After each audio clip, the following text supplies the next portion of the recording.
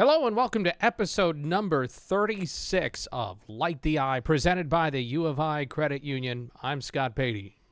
And I'm Robert Rosenthal, fan of team in Final Four. It's just how I introduce myself to people these days. Hi, I'm Robert. My team's in the Final Four. Hi, Robert. Good to meet you. You sound very forced, though, in that. That's good. Yes, I'm being coerced to say this. Yes. I am being well-fed and no one watered. has to coerce me to talk about my team in the Final Four. All right, I'm Scott Beatty with a fan of Illinois, which is in the Final Four. In case you hadn't heard, this is the penultimate episode of, this is the final episode before Illinois is in the Final Four. Yes, and then maybe an episode before the final, and then maybe an episode. I can't say it. I'm not bringing myself to say it. I'm not going to say it. One day at a time. One day at a time. One day at a time. One foot in front of the other. Coming up on this show, Illinois got a tremendous send-off to Indianapolis just a few hours ago from when we are recording, so we are going to talk about that. Producer Maisie Garrett is here. Robert Rosenthal, of course. And then, Robert, I just got information here that I was working on this. I didn't know if it was going to happen. Trying to get a guest on, and actually just to help us get ready for the Final Four, an analyst is going to be on the program. Bruce Pearl will be joining us remotely. Wouldn't it be great if you did pull him up on the screen? I just walked out. I just shoved my mic away and walked out. April Fools. Oh, thank God it's not happening because I not. But in all seriousness, we're going to talk mostly basketball, but there is some spring football, and to give us some insight what's going on with the team this time of year. Is Jim Harbaugh is joining us. Okay. Now I know what day it is. Yeah, you do. All right. Enough with the jokes. We got to get to it. Illinois in the Final Four. Before we do that, time to light the eye. And it's purple. Oh, got you again. Oh, boy. Okay. That's the end of the April Fool's segment. Maisie, run the preview. Let's start the show.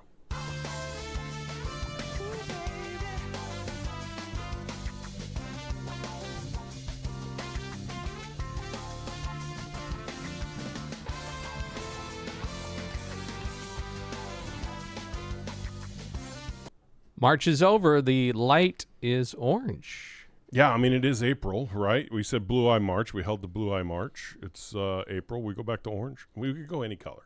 We could go any. It's April Fool's Day. What if it was Green Eye? What is that? That's kind of a teal. Yeah. It's kind of a Chanticleer. Sorry, I said it wrong. It's a coastal Carolina thing. I don't think anyone wants that. No. All right, we'll go back to orange. Okay. But no, not yellow. Come on. Get away from the yellow. I'm surprised you went to orange, though, because before we started, let's say hello to Maisie. Hello, Maisie.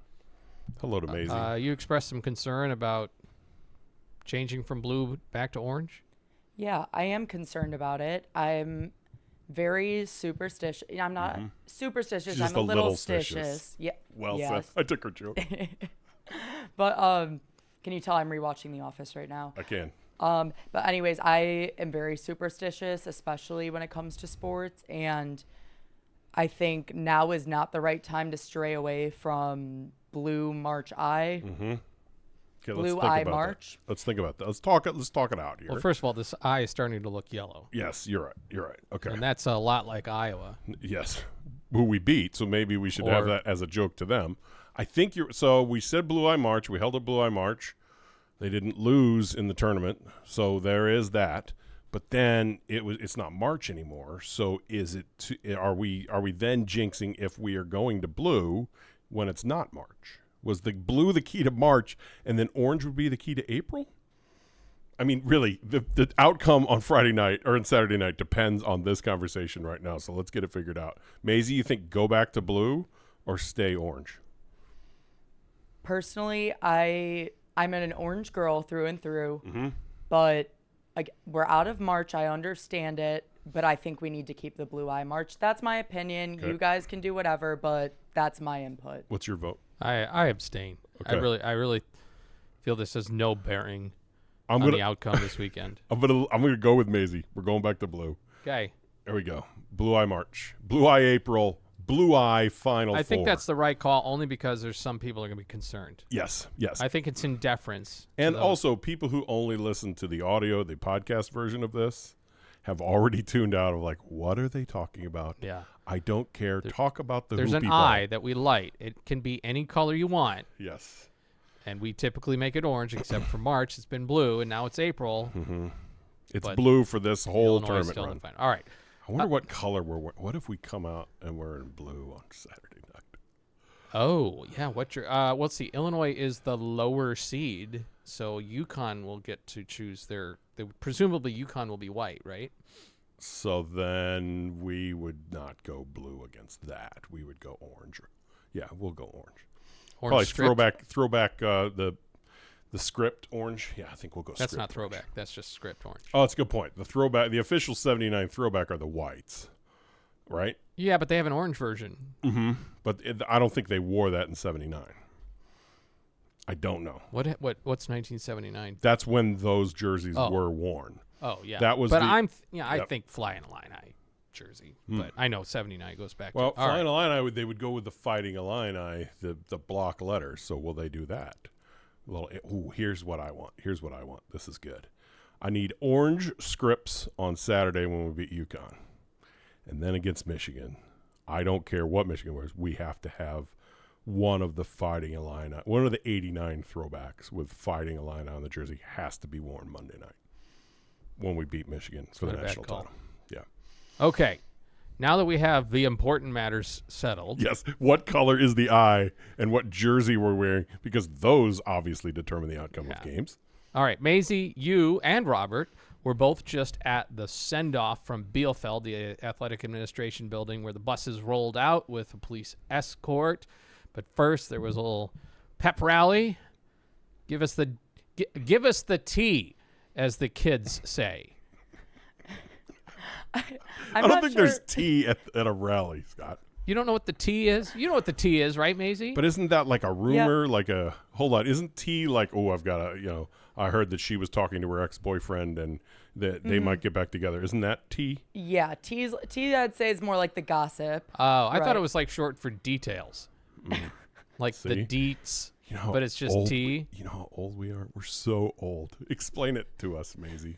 I mean, I think that, what is it? The tea is just the gossip. There could have been tea there. It's a good point. There could have been. I didn't. If there was drama there, I missed it. Yeah, you're not a TMZ type of enterprising journalist. You're a serious professional journalist. Very serious and professional. Yes. Right.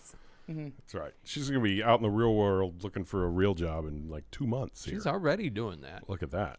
I can't wait to find out where all that goes. But in the meantime, how about that rally? It was fun. For me, that's what started to feel real about Final Four. It hasn't fully kicked in for me because it's just been so crazy around here. Whether it's hopping on broadcasts or updating socials, it's just gone by so fast that it wasn't until we were there and seeing the team get on the bus and hearing the whole spiel from Josh Whitman and Brad Underwood, Kylan Boswell got up there. It was really, really cool. And so many people were there to support in really bad rainy weather. And it was very happy. And a lot of little kids there too that were excited. So it was just a good time. Good vibes there. By the way, hopping on broadcasts? Do tell. Yes. What's the tea? The tea. I was contacted through College of Media by NBC5 Sports and as like a campus correspondent for Final Four. So I was on there Monday. They aired again Tuesday. They're doing another one tonight. And then I don't know if I can say this, but it shouldn't be too big of a secret. They're coming down to Champaign tomorrow to get some stuff done. So I'll be with them bright and early. Awesome. Good for you. Congratulations on that. Thank Look you. at this. That's great. That's called the light the eye bump. That's what it is. That's what it is. I'm sure that's why. We'll say we knew you win. That's right. Hey, by the way, what did you? We talked to Ella on Monday about what she did Saturday for the game. What did you do Saturday for the game? I kept the streak going. I was at Cam's. It was a great time.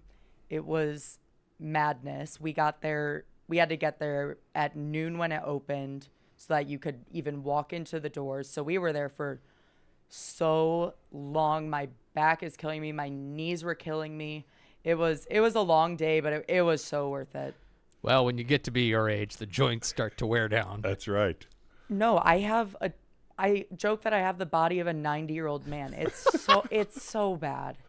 It's from all that long jumping in high school. It is. It's on the joints, which means I shouldn't in any way do this long jumping can be quite dangerous. That's what I hear. So did you march down Green, go all the way to Alma? Oh, yeah. Ran down to Alma, and by the time I got there, the crowd was so insane. I did not think it was going to be as big as it was, but for how many people were there, it was pretty tame. I think besides the people climbing on Alma, it was mostly just cheering and happy. There wasn't, at least that I saw, anything crazy going on. But it also makes me Alma Mater's really strong. There was at least 10 grown men on her, like hanging on her arms. And I was like, how is she not broken? She's just a very strong woman. We did, listen, when was the renovation? When they like sent her off for new patina and all that stuff? More than a decade ago? Was it? Yes. She got a good, she got a facelift. She had some work done. And, she came back looking better than ever. And Alma Maters are living longer these days. Yes. So she came back looking really, really good. Learning and labor were they got more muscles when they came back. Did you know that the two behind her are named Learning and Labor? I did not know that. Yes. But I think that makes sense. They came back a little university more motto. A little more jacked. So yes, it doesn't surprise me that they hung out well on Saturday night. Yeah, she takes her fish oil. Yes. She's been doing a daily vitamin forever, really. All right, so the send-off. The send-off. We were talking about the send-off. All right, you were there too, Robert. But one of the quotes that's circulating right now, Josh Whitman got up there and said, and this fits perfectly what we were talking about on Monday with what Will Leach's column on your site had to say. Josh Whitman said, you think about 89, you think about 05, you're now going to think about 26. Yeah. In terms of Illinois basketball, this is one of those years. Yes, it's so true. It's so crazy. How long have we quoted those 2 years, right? 89-05, 89-05, 89. To have a third one alongside of it and one that could be higher than the other two, it still hasn't fully sunk in, like Maisie was saying. It still feels a little surreal out there. So we should play this video. Maisie, you can bring the screen up before I hit play here of the video. I was just looking at this while here. Okay, let me see if does my mouse work here? No. I don't know if my mouse shows up on the screen. You see the guy all the way to the left on the pickup truck? Is that a guy standing on a truck? Is it in program yet? There we go. There it is. Oh, am I not full screen? Are we seeing all of my apps? Are my texts up? Anyway, let's just play this. This is Underwood getting up and his stump speech to the crowd. You can't really see the crowd in this. They were all to the right by the buses, but this is what he had to say. Thank you. I appreciate everybody being here. It's amazing. We stood in Oven today, and what a remarkable facility, and it took so much work and so much effort. I stood in there today for just a second, and I looked at the banners, and I told a couple members of my staff, I said, we're adding some new damn years to these. I said, we're getting new damn banners in here. This team is very special, okay? And if you haven't figured that out yet, not just because of the wins, because of their personalities, because of their connectivity, because of their love and passion for the game of basketball, most importantly, they're playing for the name on the front of the jersey. And that's what all of you represent, is this great university, 60,000 plus students, growing, one of the largest alumni bases in the country. You guys, we're doing this for you. The memories that we're creating, I hope last a lifetime. I hope that we have a much, much bigger celebration on Tuesday or Wednesday or whenever that is. That's our goal. But I said this is my dream job. This is the goal from day one, was to get to the Final Four and win a national championship. We talk about it every single year. We're living that. Enjoy it. We're going there to kick ass. Thank you very much. ILL. So just as a reminder, this is in Brad Underwood's mind, not a, well, golly gee, we got here. Just great to be here. Mm-hmm.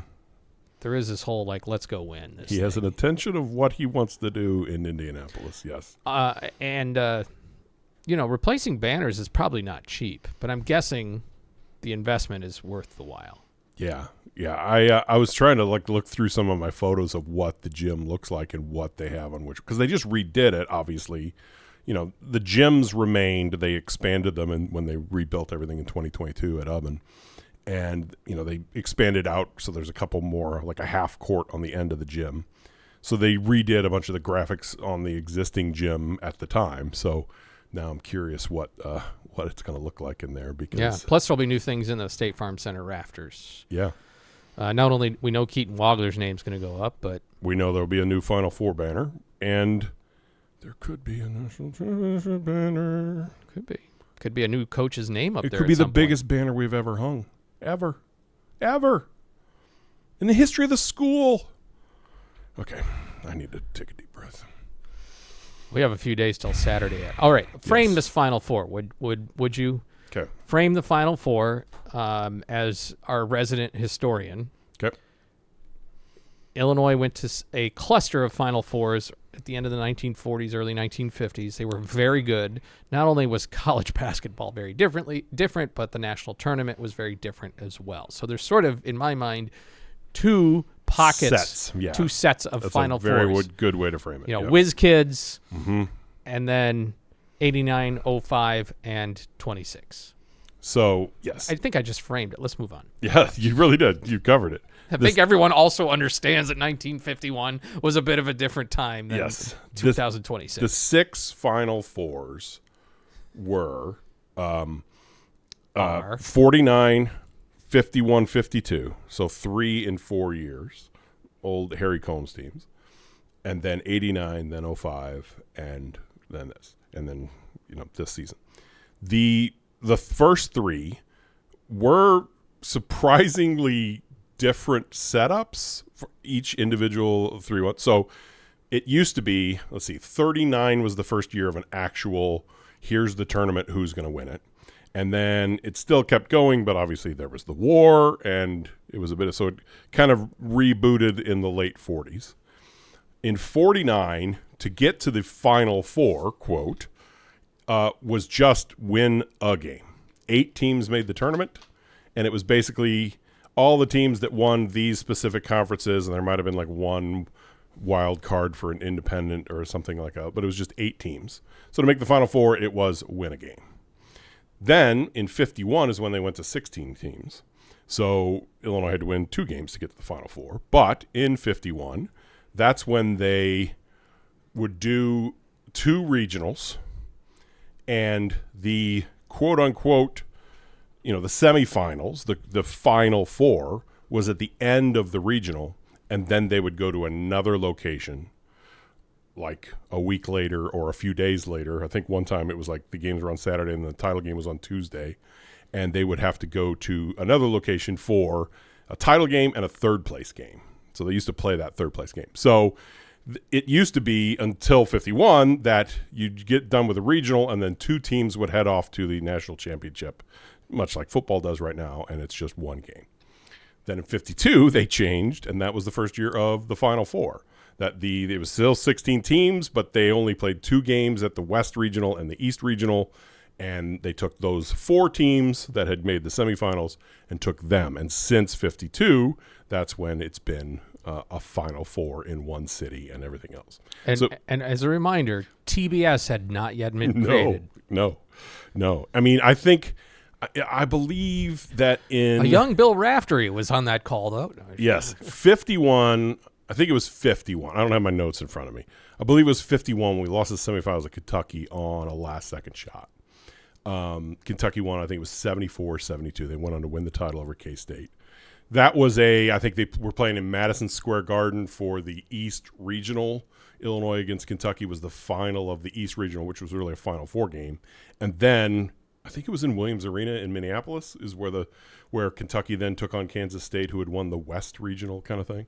And then Illinois played, maybe it was Santa Clara they played in the third place game, before the title game. So back then, that was probably the closest team to winning a title. When we had Lauren Tate on a few months ago, he kind of referenced that. So he's a student at the time. So, we talk about students having a great run. Lauren was a student from 49 to 52. So he had 3 Final Fours and the 1951 National Championship football team while he was here on campus. Nobody's going to top his run. But, yes, so 51 was probably the closest tie game with 15 seconds left. Kentucky made a shot with, I think 13 seconds on the clock. Illinois had one more shot and had a chance to tie it, send it to overtime. There was no three-pointer at the time, obviously. And the shot was missed, and Kentucky won. So that was probably the closest of those 3 years to winning a title, was you lost to the eventual champion on a shot with 13 seconds left, and that was that. But that set of Final Fours was definitely something different. It was 8 teams, then it was 16 teams. And it wasn't, hey, everybody goes to this one city for the Final Four until 52. So that set of first 3 Final Fours for Illinois is obviously different than the last 3. So now I think everyone understands that basketball in the tournament in the 1940s and 50s was different. 100% different. Yes. We have covered all the details.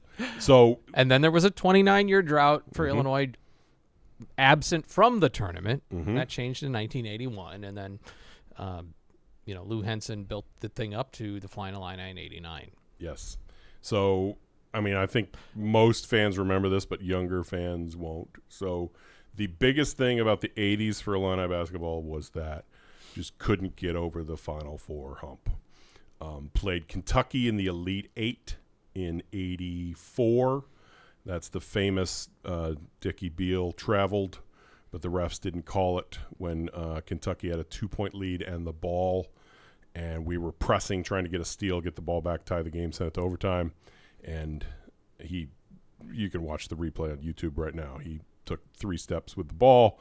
Refs wouldn't call it in Rupp Arena. That was the year after that game where Illinois had to go to Kentucky's home floor. No longer were you allowed to host a game on your home floor. In a men's tournament. In the men's tournament, yes. Women still do it in the first 2 rounds. But, yes, so it was a rough way to go out. I remember watching it with my dad. I remember asking my dad this question: Dad, can they just put more time on the clock? Like, I had come up with the solution. Little 11-year-old me was like, okay, so the clock's done, and it says Kentucky 54, Illinois 51, or whatever the score was. Just put more time on the clock. We'll just keep playing until we win. I mean, that solves all of sports, right? Yeah. But or stop the clock if you're ahead. Yes.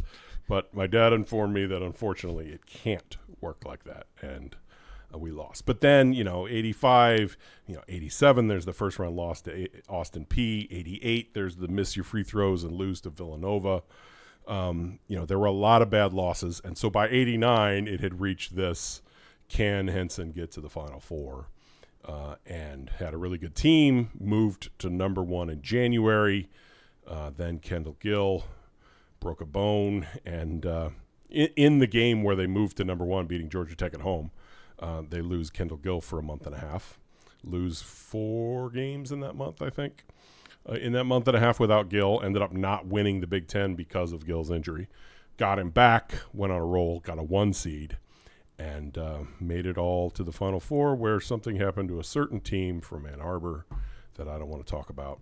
And 15-year-old me was devastated. Yep. It was rough. It was everybody, I guess the younger people probably don't know this. You know what? I'm going to ask Maisie. Let's see if Maisie, this is decade before she was born. Do you know how Illinois lost in the 89 Final Four? Somewhere in my brain, I do know, because that's when my dad was a student here, and he's told me a million times, but I'm drawing a blank, and the second you say it, I'm going to be mad at myself. So they missed a shot, and it went over Nick Anderson's head, so they got the putback. Everybody, all Illinois fans, came out with this box out Nick Anderson. They box out your guy, and you're going to get the rebound. I've always maintained it was a long jumper, and so the rebound went long, like way outside the lane, and it bounced over his head. But yes, Michigan got the rebound, the putback, and Michigan went on to the title game.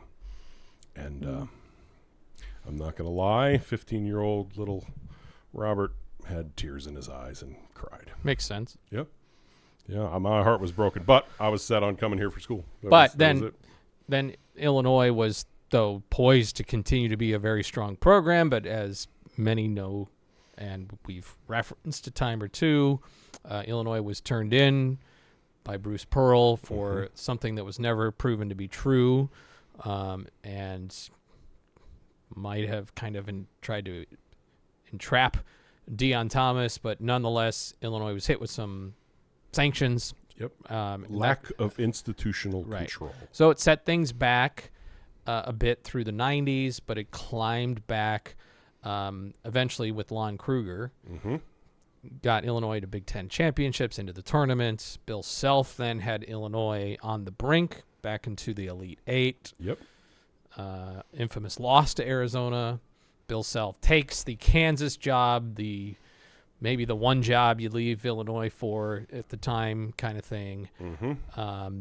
And Bruce Weber is hired and inherits an incredible roster that is really good in the 03-04, but then they all come back, and 04-05 is don't lose a game until the final game of the regular season, which happens to be against Ohio State, which is ineligible to make the NCAA tournament, but on a last-second shot, they beat Illinois in Columbus, and it's Illinois' first loss. But then they roll through the Big Ten tournament. They roll through the NCAA tournament, although shouldn't have had that much trouble against Fairleigh Dickinson. What was it, a 10-point game? Yeah, I don't know. I'm concerned. And then all the way into the national championship. And here's my question. Look at all this. You remember the 89 semifinal game because that's when Illinois lost and they almost got to go. In 05, you remember the Elite Eight game, the greatest Illinois basketball game in history. Yep. With the comeback over Arizona. And then you remember the national championship, and that game still was almost a possibility for Illinois, despite the officiating, despite the missed threes, despite the fouls. You kind of skip over the semifinal game against Louisville. I won't say it's forgotten. I'm just saying it's not the headline of the season. Everybody remembers one play from the entire game, and it's Roger Powell shot a three, missed it, went running down the lane, and then had a putback dunk on his own three-pointer. And that's, ask people what they remember about the Louisville game. They'll say, the Powell putback, and I don't know. Yeah. I don't remember. Now, I don't remember the score. So that brings us to this game, which we're whatever minutes into this podcast now, and we're maybe going to start talking about it. Yep. I wonder, will it be remembered?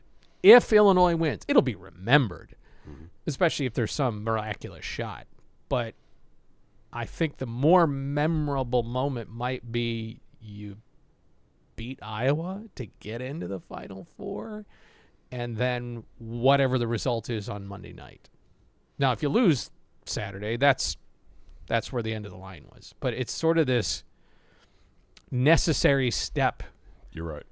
It's this, we got there. I mean, take college baseball. College baseball doesn't have a Final Four. It has the 8 teams that make it to Omaha. You make it to Omaha to the College World Series, everybody celebrates. And then, I can't remember what happened. It happens until the final game. Yep. This is the you crossed into the Final Four, the marker of you're now one of the best teams in the country. That brings me to the other point. Mm-hmm. This Illinois team is in a different position than it's the other teams that we've talked about, because nobody has framed Illinois all year as the best team in the country.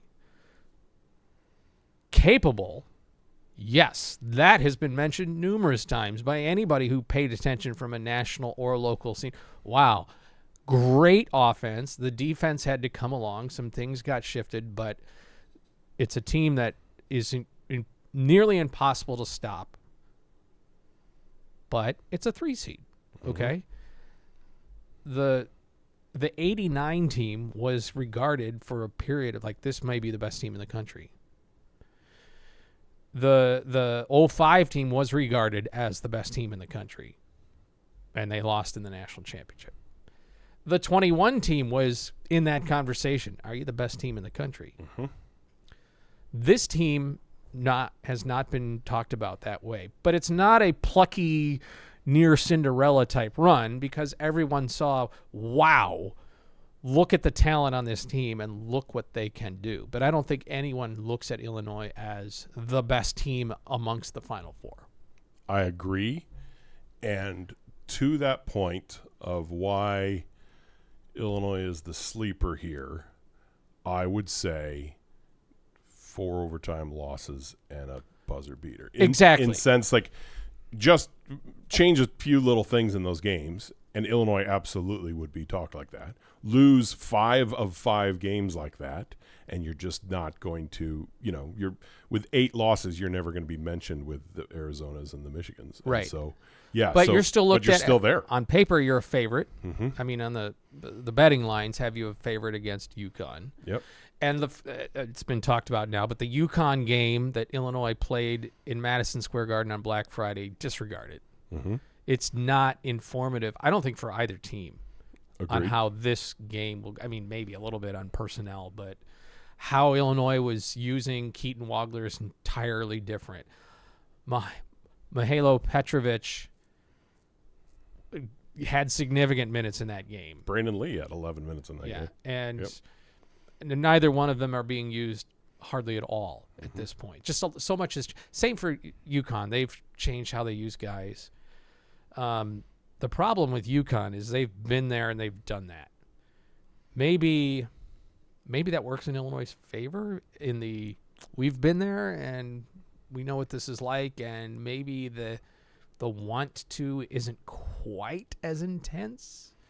Whereas Illinois is like, we're here for the first time since 05 and let's go. And it kind of feels like almost like Houston in that Sweet 16 game. Like, Houston's been here, done that.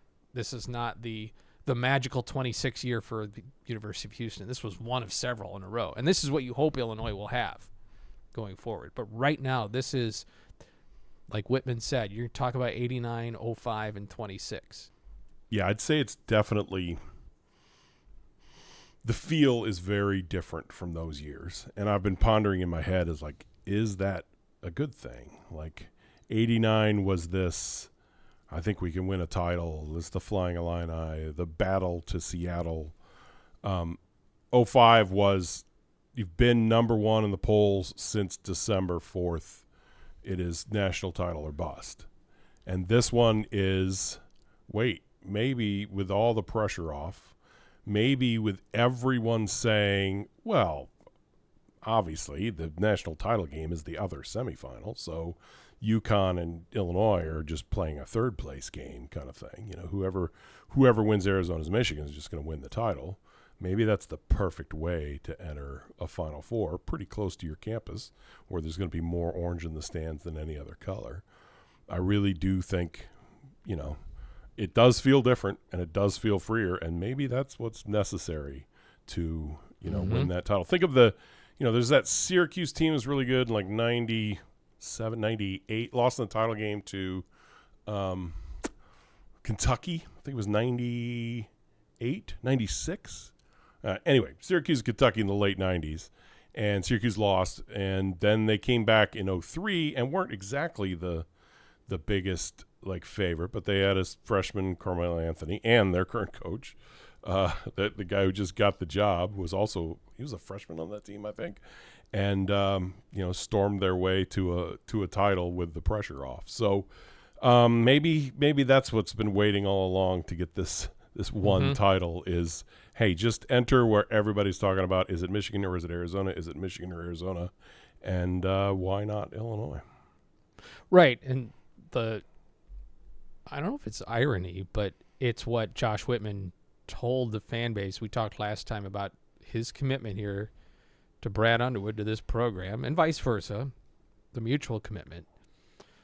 But the NCAA tournament is not the best measuring stick of who's the best team in the country. Mm-hmm. A really good basketball team wins it. Mm-hmm. That's a fact. Mm-hmm. The best team, I mean, it's like we talk about with the golf national championship. Yep. Totally. The best team does not win the national championship in golf. It's a good team that wins match play, wins the national championship. Yep. Illinois and UConn will not have to play a 5 or 7 game series. I would like Illinois' chances in that anyway. Mm-hmm. But a 5 or 7 game series against Arizona or Michigan, I wouldn't like it. But you only got to beat them Saturday and then Monday. This is a tournament about who can win 6 games without losing a game. Yep. And it is what makes the tournament beautiful. It's what makes this, outside of the Super Bowl, the most popular single sporting event, not single game, but single sporting event in the United States. Yep. And on top of that, what did we talk about here? 1951, Illinois has a shot in the air. It was Don Sunderledge. I can't remember who was shooting, but had a shot to force overtime in the semifinal and missed it, and Kentucky won by 2. Obviously, the Nick Anderson, the Sean Higgins, the moment in '89 in the semifinal. Just Glenn Rice missed the shot, but Michigan got the rebound, the putback, and a 2-point win. And Luther Head had a 3 in the air with 15 seconds left to send the 05 title game to overtime, and it clanged out. So, Illinois has been right there in this tournament where it's just going to be one play and one shot and one moment. And one shining moment. One shining moment. And now let's talk about it. Illinois has the best player in Indianapolis. I don't think there's any question that, the highest draft pick. Yeah. I mean, Lindenberg's really good. He's a really good player. But as far, he's also, 24 years old, 25 years old? He's a man playing with kids. So, this is, there's a tiny bit of the kid who in 8th grade is already 230 pounds playing on an 8th grade football team and just running people over. Yeah, I know, but that's the game he's in. Yes, there's a tiny bit of that going on here. But, over their careers, who's going to be the best NBA player of any of the players that's here? I think it's Wagler. So, if that's the case, what if he has another Purdue game? I mean, he's not going to have 46 points in the Final Four, but, what if... Mark that. Yes. But what if taking receipts? What if he has another takeover game? What if there's? Gosh, remember when Michigan was in the final and who was it? Spike Albrecht, who made 22 threes the entire game, made 5 in the first half or whatever. What if there's a Jake Davis moment like that, or there's a, that all these things are possible because you get 4 really good teams. And you're not playing 7-game series. You're just playing one game, and anything can happen. And maybe it's time for the shot to go down for Illinois. We'll come right back. I wanted to bring up Coleman Hawkins. Yeah, let's do it. He was in the room there when they won the Final Four, won the Elite 8 game to go to the Final Four. That and a few other items here before we get ourselves ready to go to Indiana. Till it all burst out. So what's it gonna take to make this all stop now, baby? Till it all burst out. The This episode of Light the Eye brought to you in part by Logic Community and Logic Co-working, a fantastic space if you just need a few hours to get away and be productive in a place with printing and fast Wi-Fi and even a kitchen to prepare some food if you need, and just be in a focused environment that's comfortable and clean. What about some more longer-term options? Robert and I use Logic from time to time to prepare for these podcasts and get other things done. There's an option for students to come study for the day, and there's monthly memberships available for those who need a place to work consistently, be it for an independent job or something remote. Plus, you can rent offices. There's conference spaces to use as well, and even event spaces if you need to host something big. And it's adjacent to the Bake Lab and Napoli's restaurant if you're hungry or you need a pick-me-up. Logic Co-working is at the corner of St. Mary's and Neal. The next time you're in Champaign and you need a few hours to get something done, or if you're here in the CU community year-round, consider Logic Co-working.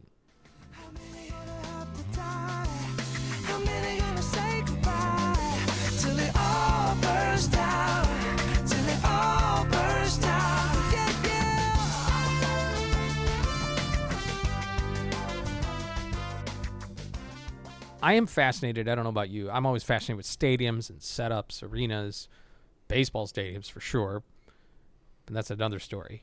So this game is at Lucas Oil Stadium in Indianapolis. There's images out there. We can throw this one up of how things will be set up. I think this has been a trend now where in the Final Four has been in football stadiums now for several decades. Yes. Back in the 2005 run, the court was famously along the end zone, if you will, and it was kind of half of the dome was used. Used a curtain to split it off in half, Yes. Lucas Oil will have it centered. So basically, mid-court is the 50-yard line. Yes. The entirety of the stadium can be used, and in fact, capacity is going to be over 70,000. So it's just an interesting setup. You have the element of the proximity, and it's a close drive too for Michigan fans, but also just the whole viewpoint and the setup. I don't know what to make of all this. I just find it interesting. The sideline seats have such a low slope. Mm-hmm. I don't know how good of viewing that would be compared to the mid or upper tiers, but of course when you get up there everybody gets small. At the same time, this is all centered around what do you want to be there, and I've seen people say, why do they put these in football stadiums? Why isn't this in Gainbridge Fieldhouse where the Pacers play, in a real designed for basketball arena? Well, because 70,000 people are going to pay for tickets. Yes. And the get-in price is very steep. That's one reason. Yes. Yeah. And it's, I've been telling people are like, what is it too? Should I, it's, if I'm upper deck, can I even see? And I'm like, look, as long as you just accept that you're there to make noise and like enjoy the atmosphere and this and that, and you've made your peace with the fact that it's going to be difficult to watch, and for some plays you're going to be watching the Jumbotron and not the court. If you can make your peace with that you're just there to wear orange and make some noise, then yes, by all means. Because, look, I was in the upper deck for the Dome for the title game in 2005. It wasn't, it was, like you said, it was half the court. It wasn't the full football field. So you're a lot closer. But it was still, upper rows of the upper deck on the end in a football stadium. You are a long way from a basketball court. Like, when Luther's three didn't go down, I was behind that basket. But I would have had to wait to see how the crowd reacted to see if the shot was really good or not. It was just the stanchions right there. I can't see the net. There was no way for me to know if the shot's going in or not. If you accept that, then it's a lot of fun. My favorite part of all this is that the color scheme they chose for the 2026 Final Four is orange and blue. Like all these little things, if you have the picture up right now, Maisie, all these little things are where they have the walls up and this and that. It's this orange thing. The tickets are orange. People are telling me when they got their tickets, one is orange and one is blue for the semifinal and the final. So, hey, if there's a year to choose an orange and blue color scheme for the Final Four, how about 2026? Maybe it's a sign. Everything is a sign, including the fact that we went with the blue eye. I mentioned before the break, wanted to shout out Coleman Hawkins, who continues to be one of my favorite Illini that were here, and such a fun personality. And he's kind of Coleman is what David Mirkovich is now. He's kind of just the personality piece of this whole team. Mm-hmm. But it's pretty cool that Coleman was back and embraced. I don't think he was never, what do you call it, like ostracized or anything like that. I mean, But he did transfer to Kansas State for a season. Yeah, but I think everybody understood that, and Yes. it was fine. And now he's a professional, but he's still just welcomed back. He's in the locker room when they win. He's just one of those, this Final Four is for, and there's a lot of in terms of the Brad Underwood era, it's for Coleman, it's for Trent, it's for Ayo, it's for Kofi, it's for DeMonte, it's for Terrence Shannon Jr. It's for all these guys upon which this program was built. Yep, 100%. This is in the same way. I remember that feeling in the 80s of Bruce Douglas didn't get there, Doug Altenberger didn't get there, Ephraim Winters didn't get there, Kenny Norman didn't get there. And then it was the team with Kendall Gill and Nick Anderson and Bardo and Battle and Hamilton that got there. So, yeah, it's that same kind of feeling as the 80s were of good team, just didn't quite get there. Good team, lost early, shouldn't have. Yeah, and then finally breakthrough. And then the 05 was all the great players from, this feels vindicating for Dion just because you beat Iowa to get in. But, it was the Dion and the Andy Kaufman and the Kejuan Garris, and then on into the, Corey Bradford, Frank Williams, Sergio, Marcus Griffin, the whole Peoria, I don't know what UConn's, theirs is for. This is just another year for them. Well, then that means we're going to win. I mean, isn't it obvious now to everyone? I said this to somebody today. Illinois had 8 losses, right? The Alabama game was a 4-point loss, but Alabama was mostly in control. Then you had you had 4 overtime losses and a buzzer beater loss in regulation. 5 games that were tied with 1 second left. Illinois lost all 5. And then you have 2 games this year where you got beat. You were just beat, right? It wasn't close at the end. They ran away with it. Beat UConn and Michigan. And now you can just go to Indianapolis, get revenge for one, get revenge for the other, bring a trophy back an hour and 47 minutes to the west from there. Do you want to give a final vibe? Yes. Yes. I don't know. Like in football, you don't give your prediction until the night before. Do you do that here with Final Four games? Here's my vibe. My son sent me a text. I told him hey, I can't talk right now.